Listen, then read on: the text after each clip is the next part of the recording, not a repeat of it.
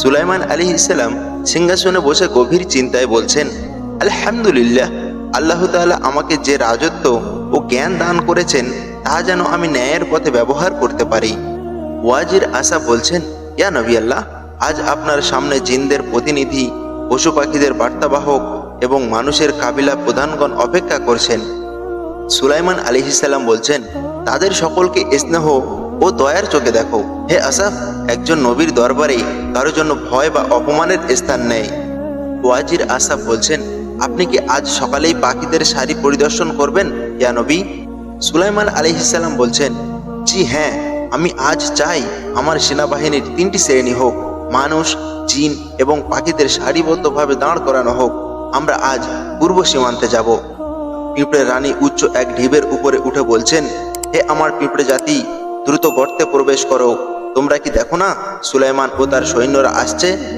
অসাবধানতাবশত তারা যেন তোমাদের পদদলিত না করে ফেলে। অন্য পিঁপড়ে বলছেন, সুলাইমান মানুষদের নবী, যে পশু পাখিদের ভাষা বোঝে? পিঁপড়া রানী বলছেন, হ্যাঁ হ্যাঁ, সেই আল্লাহর প্রিয় নবী, কিন্তু তার বিশাল বাহিনী আমাদের খেয়াল নাও করতে পারে। চল নিরাপদে গর্তে ফিরে যাই। সুলাইমান আলাইহিসসালাম শুনতে পান পিঁপড়ার কথা। সুলাইমান আলাইহিসসালাম এক মুখে হালকা হাসি ফুটে ওঠে। তিনি মাথা নিচু করেন, চোখে পানি। সুলাইমান আলাইহিসসালাম মনে মনে বলেন, হে আমার প্রতিপালক, তুমি আমাকে এমন এক ভাষা বোঝার শক্তি দান করেছ যা বহু মানুষ জানে না। আমি তোমার কৃতজ্ঞ বান্দা হতে চাই। আমার অন্তরকে অহংকার থেকে রক্ষা করো। সুলাইমান আলাইহিসসালাম সেই কথা শুনে হাসলেন, কিন্তু তিনি ছিলেন অহংকারহীন। বরং তিনি সাথে সাথেই দোয়া করলেন যেন তিনি কৃতজ্ঞ থাকতে পারেন, যেন তার আমল আল্লাহ তাআলা কবুল করেন। এমনই ছিলেন এক নবী, পৃথিবীর রাজা, কিন্তু অন্তরে ছিলেন এক খাঁটি বান্দা। রাজপথে সুলাইমান আলাইহিসসালাম তার বাহিনী সহ উপত্যকার পথে অগ্রসর হচ্ছেন। আকাশে বিভিন্ন পাখি শৃঙ্খলা মেনে উঠছে। হঠাৎ সুলাইমান আলাইহিসসালাম থেমে যান। সুলাইমান আলাইহিসসালাম উপরে পাখিদের দিকে তাকিয়ে বলছেন, তোমরা সবাই একত্রিত হলে, কিন্তু হুদহুদ কোথায়? ওয়াজির আসাফ উপরে তাকিয়ে বলছেন, ইয়া নবী আল্লাহ, সত্যিই তো হুদহুদ অনুপস্থিত। সে তো পানি খুঁজে বের করে দিত, তার দায়িত্ব গুরুত্বপূর্ণ। সুলাইমান আলাইহিসসালাম বলছেন, সে যদি কোনো স্পর্শ কারণ ছাড়াই অনুপস্থিত হয়, তবে আমি তাকে কঠিন শাস্তি দেব। অথবা হয় সে সত্যই এমন কিছু সংবাদ নিয়ে আসবে যা তার এই অনুপস্থিতিকে বৈধতা দেবে। সুলাইমান আলাইহিসসালাম কোনো অন্যায়কে প্রশ্রয় দিতেন না। এমনকি একটি পাখি যদি দায়িত্বের খিলাপ করত, তাকে ছাড়তেন না, কারণ তিনি ছিলেন সুবিচারক ও আল্লাহর পক্ষ থেকে নিযুক্ত এক দায়িত্বশীল নবী। অনেকক্ষণ পর হুদহুদ ফিরে আসে, ডানাগুলো ধুলিমাখা, নিঃশ্বাসে ক্লান্তি। হুদহুদ হাঁপাতে হাঁপাতে বলছেন, ইয়া নবী আল্লাহ, আমি এমন কিছু দেখেছি যা আপনি জানেন না। আমি সবা নামক এক রাজ্য থেকে এসেছি। সেখানে এক নারী রানী বিলকিস রাজত্ব করে। তারা সূর্যকে সেজদা করে, তারা আল্লাহকে চেনে না। সুলাইমান আলাইহিসসালাম, তুমি কি নিশ্চিত এক নারীর শাসন সূর্যের উপাসনা? হুদহুদ বলছেন, জি হ্যাঁ, আমি নিজ চোখে দেখেছি। তারা আছে ঐশ্বর্যে ভরপুর, বিশাল সিংহাসন, গহনা, পাহাড়ি পোশাক, কিন্তু তাদের হৃদয় অন্ধকারে ঢাকা। তারা শয়তানের ধোঁকায় পড়েছে। সুলাইমান আলাইহিসসালাম বলছেন, আমরা কাউকে না জেনে বিচার দেই না। হে হুদহুদ, আমার একটি পত্র নিয়ে যাও তাদের কাছে, শান্তির ভাষায় পাঠাও, দেখি তাদের প্রতিক্রিয়া কি হয়। হুদহুদ উড়ে যাচ্ছে চিঠি নিয়ে সেবা নগরীর পথে। সুলাইমান আলাইহিসসালামের চিঠিতে লেখা ছিল, আল্লাহর নামে শুরু করছি, যিনি পরম করুণাময় ও অসীম দয়ালু। এটা সুলাইমানের পক্ষ থেকে। তোমরা আমার প্রতি অহংকার করো না, বরং আত্মসমর্পণ করে ইসলামে প্রবেশ করো। সেবা নগরীর রাজপ্রাসাদ। রানী বিলকিস চিঠি হাতে মুচকে বলছেন, এটা কে এমন শান্তি ও বিনয়ের সাথে কথা বলছে? মন্ত্রী বলছে, হে রানী, এ চিঠি চ্যালেঞ্জও হতে পারে। সুলাইমান সম্পর্কে শোনা যায় তার সেনাবাহিনী অদৃশ্য জিন পর্যন্ত। যুদ্ধ হলে আমাদের পরাজয় নিশ্চিত। রানী বিলকিস বলছেন, আমি কখনো অন্ধভাবে সিদ্ধান্ত দিই না। আমরা তার কাছে শান্তিপূর্ণ উপহার পাঠাবো। যদি সে রাজা হয়ে থাকে, উপহার গ্রহণ করবে, আর যদি সত্যি নবী হন, তবে সে উপহার ফিরিয়ে দেবে। বিলকিস উপহারের কারুকার্যপূর্ণ বাক্স পাঠিয়েছেন, তাতে সোনা, রত্ন, সুগন্ধি ও দামি কাপড়। বাক্সটি এসে পৌঁছায় সুলাইমান আলাইহিসসালামের দরবারে। ওয়াজির আসাফ বলছেন, ইয়া নবী আল্লাহ, রানী বিলকিসের পক্ষ থেকে উপহার এসেছে। সুলাইমান আলাইহিসসালাম বলছেন, আল্লাহর দান কি এ সোনার চেয়ে ছোট? তোমরা কি ভাবো আমি ধন সম্পদের জন্য তোমাদের কাছে দাওয়াত পাঠিয়েছি? না, আমি আল্লাহর পথে ডাক দিচ্ছি, সৎ পথের দিকে। এই উপহার আমি ফিরিয়ে দিচ্ছি। ওয়াজির আসাব বলছেন, আপনি কি এবার তাদের রাজাকে সাফ বার্তা দিবেন? সুলাইমান আলাইহিসসালাম বলছেন, আমি তাদের বলবো, আত্মসমর্পণ করো, ইসলামে প্রবেশ করো, নয়তো আসবে এমন এক বাহিনী যাকে তারা ঠেকাতে পারবে না। সুলাইমান আলাইহিসসালাম ছিলেন নম্র, কিন্তু আল্লাহর পথে যখন ডাকতেন তখন ছিলেন বজ্রকণ্ঠ। তিনি মানুষকে দাওয়াত দিতেন ভালোবাসায়, কিন্তু পরাভব বিরুদ্ধ শক্তির। রানী বিলকিস বলছেন, আমি যাচ্ছি সুলাইমানের দরবারে, আমি নিজে যাচ্ছি জানতে এই মানুষ রাজা না নবী। আমি যাচ্ছি সত্যকে চিনতে। মন্ত্রী বলছেন, স্বয়ং আপনি যাবেন ওখানে? রানী বিলকিস বলছেন, হ্যাঁ, কখনো কখনো একজন শাসকের চোখে সত্যের প্রতিচ্ছবি দেখতে হয়, দূতদের মাধ্যমে দেখা যায় না অন্তরের আলো। রওনা হলো বিলকিস, এক মহানারী, কিন্তু অন্তরে সন্দেহে ভরা। তিনি জানতেন না সামনে অপেক্ষা করছে এমন এক অভিজ্ঞতা যা তার জীবনের পথ পুরো বদলে দেবে। সুলাইমান আলাইহিসসালাম তার সবাই বসে আছেন। সুলাইমান আলাইহিসসালাম বলছেন, বিলকিস আসছে, তার আগমনের পূর্বে কে আছে যে মুহূর্তের মধ্যেও তার সিংহাসন আমার সামনে হাজির করতে পারবে? একজন জিন বলছেন, আমি আপনার ওঠার আগেই তা এনে দিতে পারি। আসাব ইবনে বারকিয়া বলছেন, আমি আল্লাহর নামে শপথ করে বলি, আমি তার সিংহাসন আপনার চোখের পলকে এনে দিতে পারি। সুলাইমান আলাইহিসসালাম হেসে বললেন, আল্লাহর ইলম যার আছে তার ক্ষমতা সবার উপরে। আর মুহূর্তেই বিলকিসের সিংহাসন হাজির হলো। কেউ কিছু বুঝে ওঠার আগেই আকাশ থেকে যেন নামলো অলৌকিক চমক। বিলকিস প্রবেশ করছেন দরবারে। রানী বিলকিস সিংহাসন দেখেই বিস্ময়ে থেমে গেলেন। রানী বিলকিস বলছেন, এ তো আমার সিংহাসন, কিন্তু এটা এখানে কিভাবে? সুলাইমান আলাইহিসসালাম বলছেন, তুমি কি চিনতে পেরেছো এটা কি তোমার? রানী বিলকিস বলছেন, এ যেন হুবহু আমার সিংহাসন, কিন্তু আপনি কে? মানুষ তো এমন কিছু পারে না। রানী বিলকিস এবার জানলেন, এ ব্যক্তি শুধুই রাজা নন, এ হলেন একজন আল্লাহর প্রেরিত নবী, যার দরবারে প্রকৃতি ও অলৌকিকতা সিজদা করে। সুলাইমান আলাইহিসসালাম বিলকিসকে দরবারে আমন্ত্রণ জানালেন। বিলকিসের পা ভিজে ভিজে যাচ্ছিল, এরকম তার মনে হচ্ছিল কাঁচের মেঝে। বিলকিস বলছে, ওহ, এটা তো পানি না। সুলাইমান আলাইহিসসালাম হেসে বললেন, এটা পানি নন, এটা কাঁচের মেঝে, যার নিচে পানি বইছে। রানীর লজ্জায় নিজের পা তুলে নিলেন, পর্দা ঠিক করলেন, হৃদয়ে ধাক্কা খেলেন তিনি। একজন নবী, যার ইলম, ক্ষমতা, বিনয় ও শ্রদ্ধা সব একসাথে।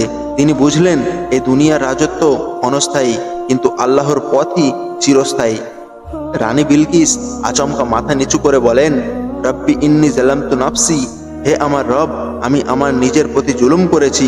আমি সুলাইমানের সঙ্গে এক আল্লাহর কাছে আত্মসমর্পণ করছি, যিনি সকল সৃষ্টির প্রতিপালক। এইভাবে এক পাখির মাধ্যমে শুরু হওয়া ঘটনা এক রানীর হৃদয় বদলে দিল। সুলাইমান আলাইহিসসালামের জ্ঞান ও দীনতা প্রমাণ করল, নবীর আসল শক্তি হয় জ্ঞান, দয়া আর হৃদায়তের আলোতে। বিকালে আকাশে রং ছড়ানো সূর্যাস্ত। সুলাইমান আলাইহিসসালাম প্রাসাদের বাগানে একাকী বসে আছেন, চারপাশে নিস্তব্ধতা, পাখিরা গাছের ডালে ফিরছে। হঠাৎ এক পিঁপড়ের দল এগিয়ে আসতে দেখা যায়। যেখানে রাজা মানুষের ভয়ে দম্বে হাঁটে, সেখানে নবী হাঁটেন প্রাণীর সম্মানে। আজ সেই ক্ষুদ্র জীব একদিন গর্তে ঢুকতে বলেছিল তার জাতিকে। সে এসেছে এক মহামানবের সামনে ভালোবাসা জানাতে। পিঁপড়ার দল থেমে যায়। এক বয়স্ক পিঁপড়ে সামনে আসছে। বৃদ্ধ পিঁপড়া বলছেন, ইয়া সুলাইমান নবী, আপনি আমাদের ভাষা বোঝেন, আপনি আমাদের প্রতি সদয় ছিলেন। আজ আমি এসেছি এক বিনয়ের আর্জি নিয়ে। সুলাইমান আলাইহিসসালাম নিচু হয়ে হাসি মুখে বলছেন, আহ ছোট বন্ধু, বলো তোমার কি প্রয়োজন? বৃদ্ধ পিঁপড়ে বলছেন, আপনার রাজত্বে আমরা নিরাপদ। আপনার সেনারা আমাদের গর্তে পা ফেলে না। আপনি আমাদের কথা শুনেছিলেন, দোয়া করেছিলেন। সুলাইমান আলাইহিসসালাম বলছেন, তোমরা তো আল্লাহর এক সৃষ্টি জীব, তোমাদের প্রতি দয়া না দেখালে কিভাবে আমি একজন ন্যায়বান নবী হই? বৃদ্ধ পিঁপড়ে বলছেন, তবে আজ আমি অন্য কারণে এসেছি। আপনার জন্য একটি দোয়া আছে আমাদের পক্ষ থেকে। সুলাইমান আলাইহিসসালাম নরম চোখে তাকিয়ে বলছেন, বলো বন্ধু, তোমাদের দোয়া আমার জন্য আল্লাহর কাছে এক অনুপম উপহার।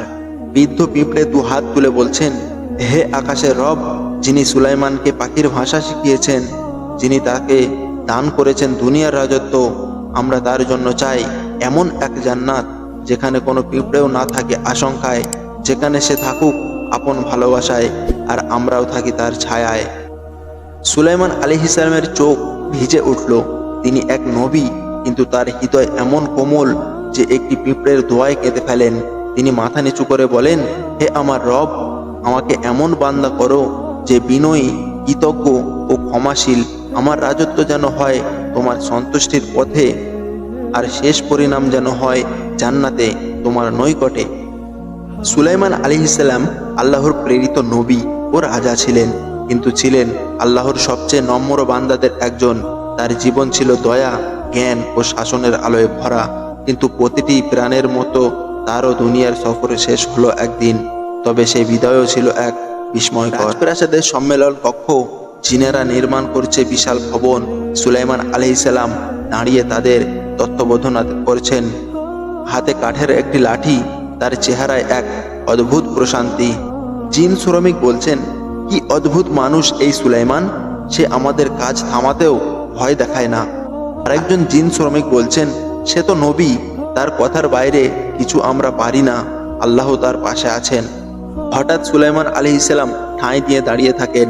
কিছুক্ষণ পর শরীরটা কেমন আষাঢ়, মুখ শান্ত, দৃষ্টিও স্থির, কিন্তু তিনি পড়ে যান না, লাঠির উপর ভর দিয়ে দাঁড়িয়ে থাকেন। আল্লাহর হুকুমে সুলাইমান আলাইহিস সালামের জান কবজ করা হলো, কিন্তু তিনি এমনভাবে দাঁড়িয়েছিলেন যেন তিনি এখনো জীবিত। তার মৃত্যু কেউ জানল না, না জিন না মানুষ। ঘন্টার পর ঘন্টা কেটে যাচ্ছে, দিন যাচ্ছে। সুলাইমান আলাইহিস সালাম স্থির দাঁড়িয়ে, জিনেরা অবিরাম কাজ করে চলছে। আর একজন জিন শ্রমিক বলছেন, এই নবী কি আমাদের উপর এমন কঠোর, একটুও বিশ্রাম দেয় না? আর একজন জিন শ্রমিক বলছেন, সে যদি হুকুম না দেয় আমরা থামতে পারি না। হঠাৎ এক ছোট পোকা, এক দাঁতবিহীন উই পোকা ধীরে ধীরে এসে সুলাইমান আলাইহিস সালামের লাঠিতে কেটে কুটে গর্ত করতে শুরু করে। আল্লাহ তাআলা একটি ছোট কীট পাঠালেন, একটি ক্ষুদ্র উই পোকা। সে কাটতে লাগলো সুলাইমান আলাইহিস সালামের লাঠি, যে লাঠির ভরেই দাঁড়িয়েছিলেন এক মহা ব্যক্তিত্ব। একদিন, 2 দিন, 7 দিন, তারপর লাঠি ভেঙে পড়ে যায়। সাথে সুলাইমান আলাইহিস সালাম মৃতদেহ মাটিতে ধপাস করে পড়ে যায়। জিনেরা চমকে ওঠে, কাজ বন্ধ, চোখ বিস্ময়ে ছানা পড়া। একজন জিন শ্রমিক চিৎকার করে বলেন, নবী পড়ে গেলেন, ইন্না লিল্লাহ। আর একজন জিন শ্রমিক ভয়ে কাঁপতে কাঁপতে বলছেন, এতদিন এত কষ্ট, আর তিনি তো মারাই গিয়েছিলেন, আর আমরা জানতাম না। তখনই জিনেরা বুঝলো অদৃশ্যর জ্ঞান তাদেরও নেই। যা কিছু চায় আল্লাহ তাআলা জানেন। নবী জানেন যখন আল্লাহ বলেন, আর বাকি সবাই জানে তখন যখন আল্লাহ জানাতে চান। সুলাইমান আলাইহিস সালাম চলে গেলেন, কিন্তু রেখে গেলেন এমন এক শিক্ষা, আল্লাহর শক্তি সবচেয়ে বড়, সবচেয়ে ক্ষুদ্র এক প্রাণী দিয়েই আল্লাহ এক মহাপ্রভুকে জিনদের সামনে নত করে দিলেন। এই শিক্ষা ছিল বিনয়ের, এই শিক্ষা ছিল আল্লাহর শ্রেষ্ঠত্বের। সুলাইমান আলাইহিস সালাম শেষ দোয়া করে গিয়েছিলেন, হে আল্লাহ, আমাকে তুমি ক্ষমা করো, আমার কৃতিত্ব নয়, তোমার অনুগ্রহই আমার রাজত্বের রহস্য। আমার মৃত্যু হোক তোমার ইচ্ছায়, যেন আমার উপর কোনো অহংকার না চেপে বসে। সুলাইমান আলাইহিস সালাম আরো একটি শেষ দোয়া করে গিয়েছিলেন। দোয়া করেছিলেন, হে আমার প্রতিপালক, তুমি আমাকে সাহায্য করো, যাতে আমি তোমার সকল নিয়ামতের কৃতজ্ঞতা প্রকাশ করতে পারি, যা তুমি আমাকে ও আমার পিতা মাতাকে দান করেছ, এবং যেন আমি এমন সৎ কাজ করতে পারি যা তুমি পছন্দ করো। তো বন্ধুরা, আমাদের ইসলামিক ভিডিও যদি আপনার কাছে ভালো লেগে থাকে তাহলে অবশ্যই সাবস্ক্রাইব করতে ভুলবেন না।